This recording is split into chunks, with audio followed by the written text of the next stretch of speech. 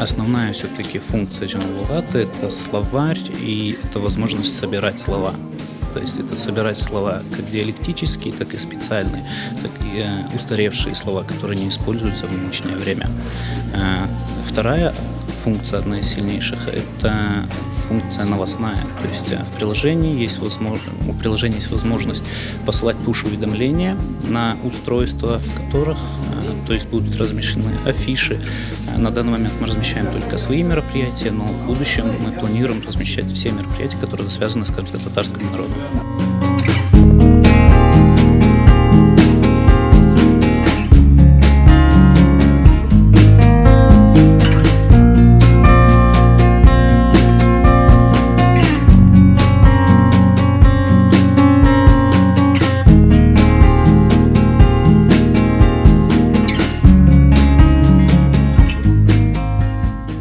Студент olarak lügatlarni erdayım kullanam. Çünkü olarsız hem okumaga da kıyın, hem de başkalarga bir şeylerini anlatmaga da pek kıyın ve жаңы lügat çıkandan son benim hem de okuşum pek öyle kolaylaştı. Çünkü жаңы lügat hem offline surette çalışa ve onun için o bütün talebelerimizge büyük bir ana tilimizni daha da yengil öğrenmege imkan berdi.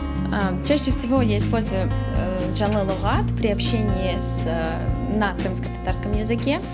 Бывают моменты, когда ты забываешь какое-либо слово, и тут на помощь приходит словарь.